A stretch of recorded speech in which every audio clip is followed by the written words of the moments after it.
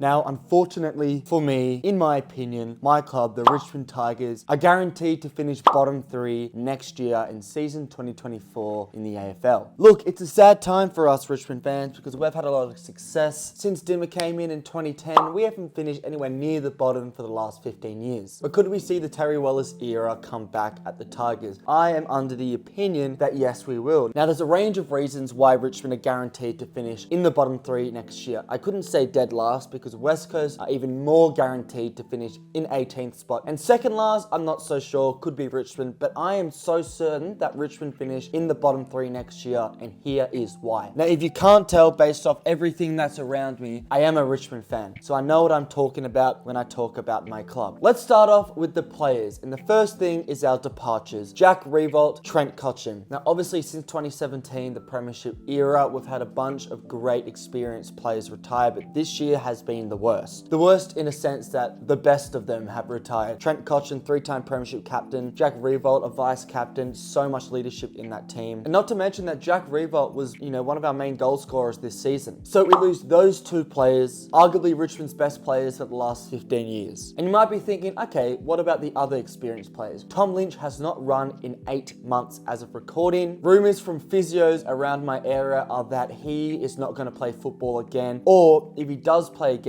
it will be at a much lower level to a point where can he even break into the team? So, no Lynch, no Jack, who were Richmond's tall forwards. We got rid of Callum Coleman-Jones to North. We got rid of Mabia Chol to Gold Coast. We've got rid of all these good tall forwards. We can't be relying on Noah Cumberland, who was in and out of the team all year, bizarrely. And it's not so easy just to pick up this experienced or a good tall forward on the market. And if you look at the experience a little bit more, Dylan Grimes has had a massive fall off in that back line. And as a leader, there are question marks about him. He is nowhere near that player that he was, sort of 3-4 years ago, the most reliable player in the comp. He could play on a tall or a small in the back line. Mr. Reliable, he's no longer there. Obviously, Hawley's gone, Asteroid's gone. So the backline stocks in terms of experience are very depleted. Tarrant retired as well. And even our better experienced players, there are question marks. Dustin Martin, all the rumours, the ever-present rumours about his departure from Richmond to possibly Gold Coast, linking up with Dimmer again. So that's more experienced players who we don't even know are going to be playing for our side next year. And experience is absolutely pivotal in football. Let's talk about Richmond's youth. We have some of the worst, if not the worst, youth in the competition. I'll list through the names. Jack Ross. Is he ever going to eventuate into anything? We just don't know. Liam Baker, he's not young, but look, he's actually quite a good player, I can't lie. Maurice Rioli Jr. I think Maurice Rioli Jr. is one of our best young players, but for some reason, Dimmer kept dropping him throughout the year, despite him being clearly our best pressure forward. So obviously there are question marks about him. Jason Castagne's retired, George is gone. Hugo Ralph-Smith, so many questions about him, especially considering we gave him another 1-year contract, I believe. And what's he done? Absolutely nothing, or not enough, to be honest. Noah Bolter, he's one of the better, not so young anymore, but still relatively young player. Hopper's not old by any means, so he's still got room to grow. But I list through the list. Matthew Colthard, he did play last year. Thompson Dow, absolutely terrible player, unfortunately for you, Thompson. Everyone sort of thought he might be better than his brother, Paddy Dow, who has done nothing at Carlton. Same with Thompson Down, he's done absolutely nothing. Josh Gibkiss, probably Richmond's best young player. He was injured all throughout last year. He's flown off to the fucking Middle East, I believe it's Qatar, to get his hamstring injury sorted. So there's already question marks about him next year. Is he even going to play given these injuries? Shai Bolton. Now, Shai Bolton is our best young, not super young, but still got room to grow player. That's our one X Factor player. We're relying on Shai Bolton next year, alongside some other names I'll list. We signed Ryan Mansell again. I don't know why we did that. Samson Ryan's a really good young ruck, and with the departure of Soldo looking, likely to happen, you would think Samson Ryan would perform a bit more, or play a bit more next year. You keep going. Jack Graham, he was meant to be this big star, captain of Adelaide in the under-18s or the South Australian team, and he hasn't done much at all. And he's also been linked to Adelaide clubs anyway. Mate Kalina,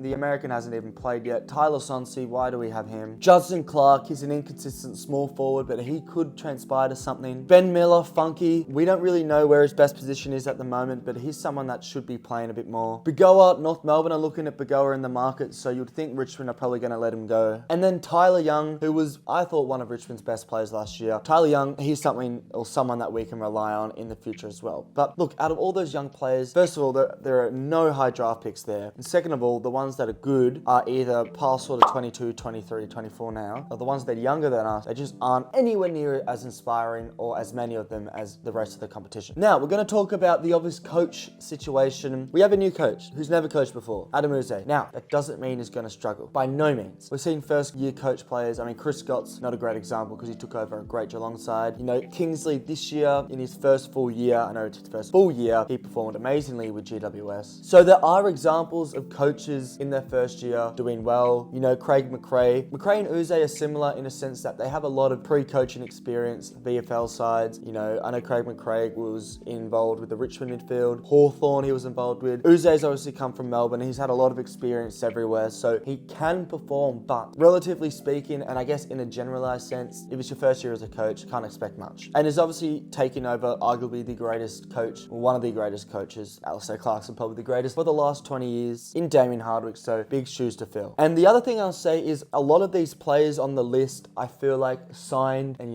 contracts and are playing for Damien Hardwick, such a prominent figure at Richmond. With this new guy coming in, does he get the same respect? You know, do the sort of mid-older players want to still play for Richmond? We don't know. The trade window's currently going. Richmond haven't done anything yet. In fact, the one trade Richmond have been linked with is Jacob Kaczynski from Hawthorn, who barely played in season 2023. Doesn't look great. We should be going for Mitch Lewis, not Kaczynski. And we're giving up probably a pick in the 20s for him, which is ridiculous. We need to keep our picks. Anyway, so obviously the coaching situation doesn't help us. We've lost Peggy O'Neill in the last couple of years, who was the president who kept Damien Hardwick on, who eventually won those 3 flags. Brendan Gale's been linked with jobs higher up in the AFL, so he's always been seeming to go for the last 3-4 years. So we never know with Brendan Gale. So there's a lot of changes up high as well. Now, another key indicator around a team's depth and their youth is their VFL program. Richmond in the VFL last year, out of 21 clubs, we did finish 9th, so we are the top half of the table. However, our percentage in the VFL last year was, I believe, 12th, so not great. Now let's talk about different categories in the field. We'll talk about the defensive line already. Our backline has something. I've already mentioned Tyler Young, Gibkiss if he gets his body fit. Noah Bolter is great, however, he is so prone to an absolute clanger, terrible mistake in the defensive line. We need to fix that. So defensively, we're not looking too bad, okay? It's when we get into the midfield, and I know people say defenses win premierships. In the AFL, the midfield is the engine room. That's where everything's built around. If your midfield's playing well, generally speaking, your team's playing well. Let me go through Richmond's midfield, all right? Dion Prestia, experienced player. He's old now. He's slow. He is not up to footy pace, and he's constantly injured with his soft tissue injuries. Dustin Martin, if he's still at the club next year, he's obviously more of a forward line player now. So even last year, he played far more forward, and this year, especially given that he's going to be a year older, he'll play more in the forward line. Jack Ross, as a midfielder, so unconvincing. He did have a better year than a lot of players around his age for Richmond. I've already talked about Ralph Smith. I'm not convinced. Tim Taranto was our best player last year. Taranto, Martin, and then Shea Bolton. They were the 3. Ivan Soldo's going to go to, I think, GWS, so there's already talks about him going. Jacob Hopper, big signing last year for Richmond in the trade period. He didn't do much. Injuries did curtail his season. However, he did not look like the player he was at GWS or the player that he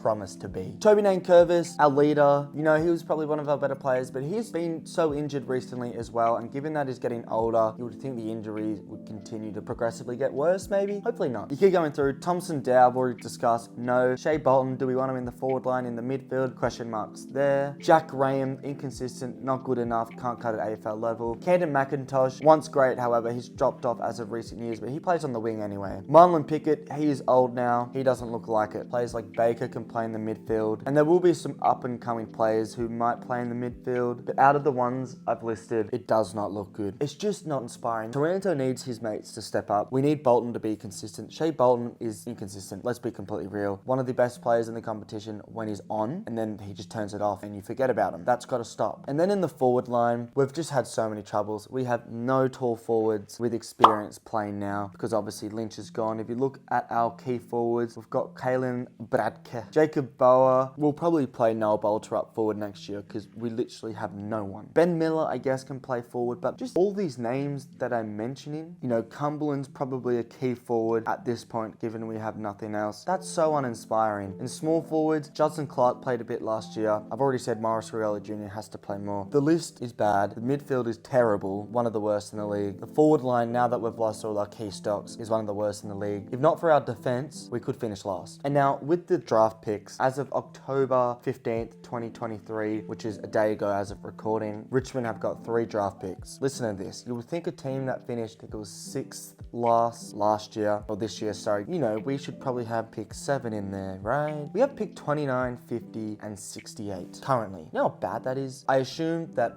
we're going to trade for more picks. You know, I've already mentioned names like Soldo might go, Martin might go. A bunch of players with trade value we might get rid of. That's so bad. 3 picks and the highest is 29. Overall, that's all the reasons why Richmond are going to struggle. We're going to struggle because the changes in coaches and the higher ups, all our good experienced players are leaving or extremely injured. We have no trade value at the moment in terms of draft picks, and in our team no trade value that we can barely get any draft picks if we trade our good players. Our youth is terrible. Our experience is questionable. Our midfield is deplorable. Our forward line is depleted. Our defense is actually alright. But it just sucks. But you know what? We've run our time. This is not how it was meant to go. We all know that, you know, when Dimmer won that first flag or two, he kept on saying, we're going to keep this consistent. We want to make sure that there's no big rebuild. Sort of trying not to do what Hawthorn did after their three-peat rebuild. Brisbane after their three-peat back in the day in the 2000s rebuild. He was saying, let's be like Geelong. Let's win the 3 flags and let's try stay good still, okay? Let's not go up, down, up. Let's just try and stay up a little bit. He tried that, Dimmer. He failed. He burnt out. He's gone to Gold Coast. Are you burnt out, Dimmer? I don't fucking know about that one because a month or two after you said you were burnt out and you left Richmond, you're going to join Gold Coast? Question marks. Anyway, I can't get mad at him. Earn your fucking bread, Dimmer. Good on you. But this club will be finishing in the bottom 3 guaranteed, maybe bottom 2 depending on what happens in the trade window. Like I said, I'm recording this October 16th. Richmond haven't done anything in the trade window as of yet. Nonetheless, let me know if you agree. Make sure you like, subscribe, follow the TikTok FTFooty. Make sure to get around that. Approaching 4K, I believe. Pretty sure. Yep. Anyway,